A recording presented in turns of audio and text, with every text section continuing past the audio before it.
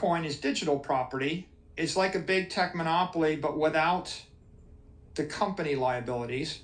And it's digital property. So it's like good property, but you can move it anywhere in the world. It's weightless. It's indestructible. You don't have to pay to maintain it. So that's how you get from 7% to 14%. Now, when you think about that, if you put 10% of your portfolio into Bitcoin and wait 100 years, you've got wealth worth $100 million. You've got 100x as much money as you had.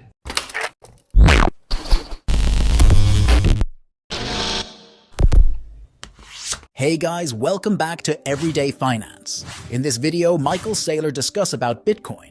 Michael Saylor says 10% of the $1 million would be put into Bitcoin and 90% would be put into the S&P index. You can take a look at Bitcoin and ask, what is the normal rate of appreciation of based on my research? Bitcoin should theoretically be about 14% a year, while the S&P average is only 7% a year. Bitcoin is a property that has all the qualities of an asset, but none of the risks that come with being a company. Bitcoin doesn't have any of the effects that slow down a company. The issues with companies are that they have a management team, workers, and so on. Companies have products, competitors, rules, taxes, the chance to mess up, and execution risk. We could talk for hours about the many ways companies don't work, but if you study corporate history and look at 100 companies and ask, how did they mess up? You'll see one. And if you look at a portfolio of commercial or other real estate and ask, how do you lose money? You'd see that it gets taxed and regulated. Someone blows up a bomb in front of it, and your renters don't pay their bills. The neighborhood gets bad. There are many ways to lose money in real estate, but Bitcoin is digital property. It's like a big tech monopoly, but without the company liabilities. It's like good property, but you can move it anywhere in the world. It's weightless. It can't be destroyed. You don't have to pay to maintain it.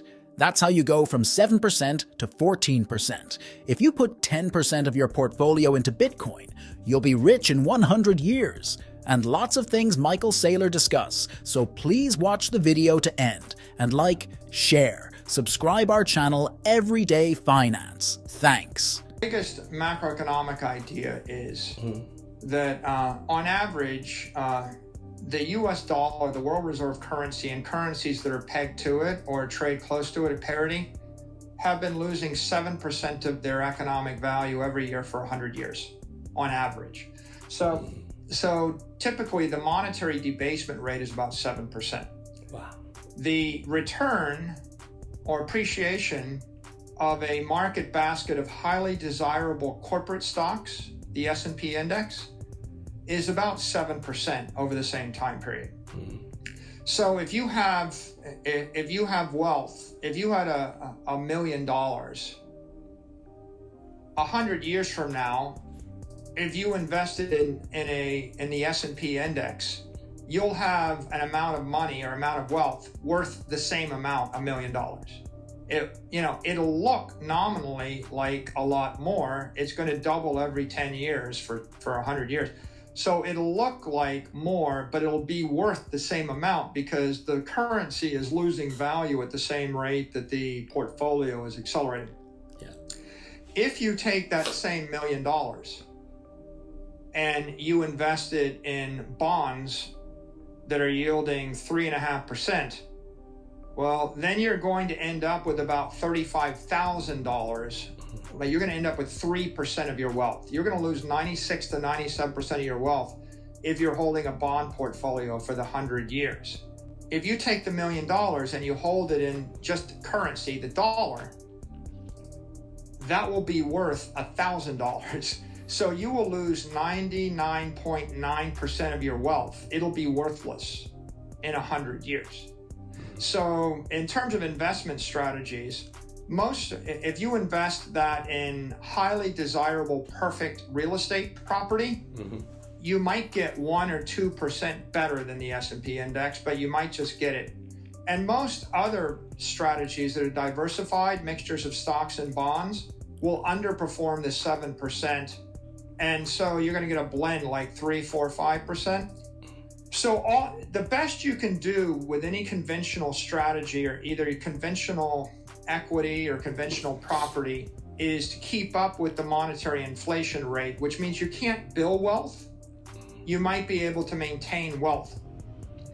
On the other hand, if you take the $1 million and you invest 10% of it in Bitcoin and the other 90% in the S&P index, you can look at Bitcoin and say, well, what's the natural organic appreciation rate of Bitcoin? In my opinion, it should theoretically be about 14% a year versus the 7% a year for the S&P index. Because Bitcoin, it has all of the attributes of an asset that's a security, but it doesn't have the liabilities of companies. There's none of the dilutive effects that hold back a company apply to Bitcoin. The problems with companies are they have a management team, they have employees, they have products, they have competitors, they have regulation, they get taxed, they might screw up, they have execution risk. We could talk for hours about ways that companies don't work, but if you've studied corporate history and you look at 100 companies and you say, how did they screw up? You'll see one of those. And if you looked at a portfolio of commercial real estate or other real estate and said, well, how do you lose money? Well, it gets taxed, it gets regulated, there's the mayor of the city does something to it, it gets rent controlled, there's a war, it gets bombed, it gets decayed, an earthquake hits it, a lightning strike hits it, it rots, insects attack it, your renters don't pay their bills, someone actually blows up a bomb in front of it, the neighborhood goes bad. Lots of ways you lose money in real estate. So Bitcoin is digital property. It's like a big tech monopoly, but without the company liabilities. And it's digital property. So it's like good property, but you can move it anywhere in the world. It's weightless. It's indestructible. You don't have to pay to maintain it. So that's how you get from 7% to 14%. Now, when you think about that, if you put 10% of your portfolio into Bitcoin and wait 100 years, you've got wealth worth $100 million. You've got 100x as much money as you had. So if you want to build wealth, you start by putting a portion of your portfolio into Bitcoin and holding it a long time. If you put 50% of your portfolio, you end up with $500 million worth of wealth instead of $1 million. And if you just convert your $1 million worth of stocks into $1 million worth of Bitcoin and hold it 100 years, the difference between 7 and 14% compounding is 2 times 10, 2 to the 10th. So what that means is you end up with $1 billion worth of wealth instead of $1 million. So you become a billionaire, a legitimate one. So if you're thinking about this entire thing, the first thing is you have to generate cash flow to invest.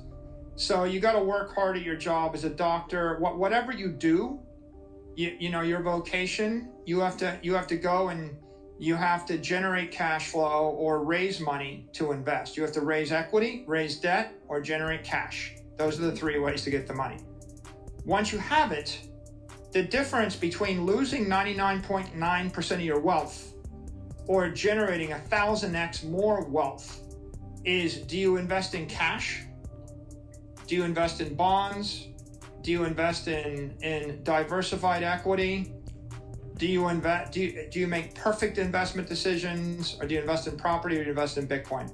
And the range is 1,000x on one end and 99.9% loss on the other end. And then it's just time. You have to let time work, because the one thing that you can be sure of is time creates chaos and inefficiency. Everybody knows if you look at that house and you don't do anything for 100 years, you can predict the house is going to decay. Everybody knows if you hold $1 million worth of Argentine pesos and wait 100 years, they're going to be worthless. Do you know the peso used to be worth $1? And today, as we're sitting here right now, The exchange rate is 570 pesos to the dollar. Whoa. Okay, do you know what the peso was trading at 5 years ago? 30. 30. Do you know what the peso was trading at 1 year ago? 293. Whoa. So you have a very simple example where with the peso, if you waited 23 years, you would have lost 99.8% of your wealth. You see, so time is going to wreck the currencies. Time is going to wreck the companies. How many companies that were around 100 years ago are still around? And how many stocks you could have invested 100 years ago would have made you money? So what is timeless? Like a bunch of land? Like, for example, the middle of Tokyo, the Imperial Palace. If you're the emperor, what do you want? You want to own the most desirable land in the middle of Tokyo.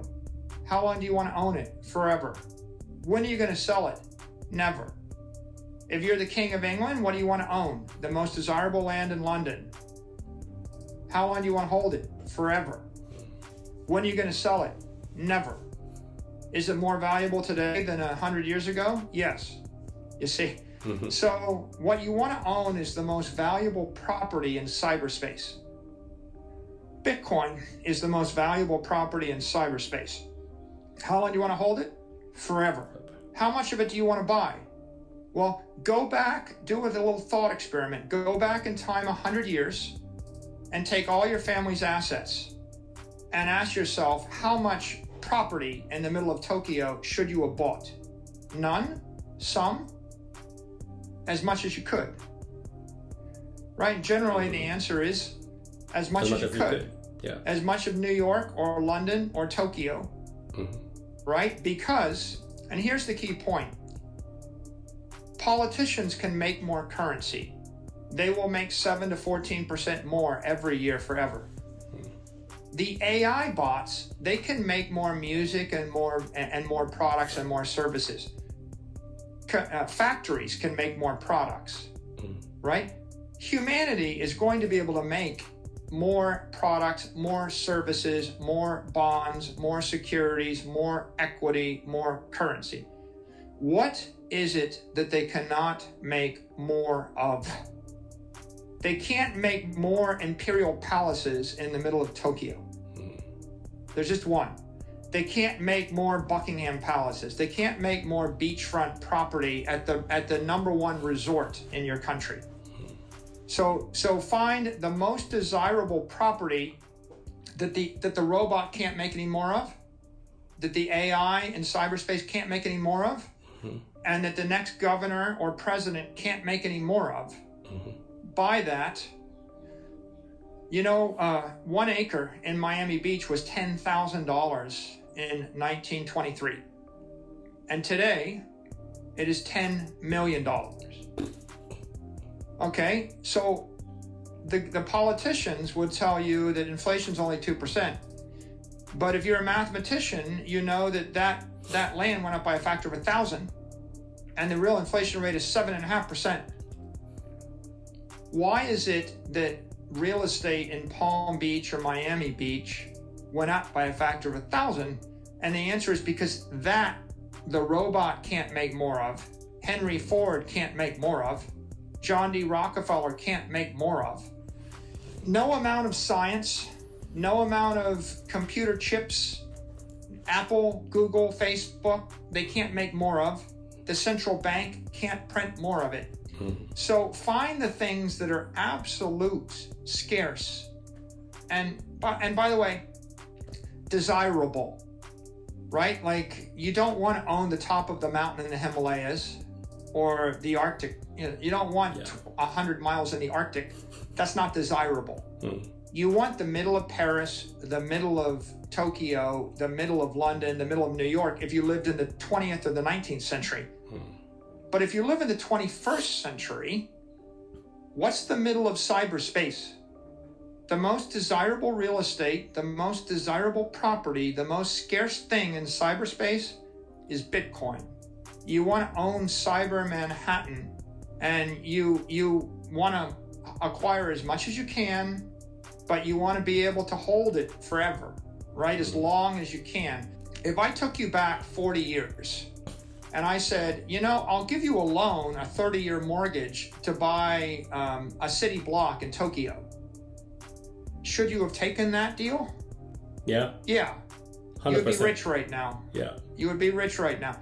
If you get long-term financing that is not going to liquidate you at a very reasonable interest rate, then you would want to buy I'll sell you all of Tokyo. Do you want it? Now I'll say one more thing. If I show up and I said to the emperor, or if I said to the king of England, you know, I hear there might be a plague in London and a lot of people might die, so I'll buy your palace from you and then you can go move on to a Pacific island. Would you trade your palace in the middle of London or Tokyo for an island where there isn't going to be a plague? No. But the point is, everybody will come every year and say, oh, there might be a problem. There might be a quantum attack on Bitcoin. Buy my shitcoin. There might be this. Buy my altcoin. What if the government bans it? Buy my altcoin. Do this, do that. Why don't you trade it for gold? Why don't you trade it for this? Everybody wants your Bitcoin, and they're going to try to scare you into selling it or trading it for something which is inferior. And at the end of the day, the royal family of England has kept their real estate for hundreds, if not thousands of years. They haven't traded it. The emperor is not trading. The royal families in the UAE or in the Middle East, they're not trading. You know, you have to be a royal to own beachfront property in Emirates. They don't trade it, because what they realize is you're going to want that in 100 years. So my view is take the long view. You're going to want it in 100 years. Don't let people scare you and spook you out of your position. Everybody in the world wants your Bitcoin. Don't give it to them, right? They're going to prey on your insecurities, and they're going to tell you, no, you ought to put your money in the bank and take, you know, my currency or my whatever. Don't do it. Keep the Bitcoin and then take the long view. And that's my investment advice.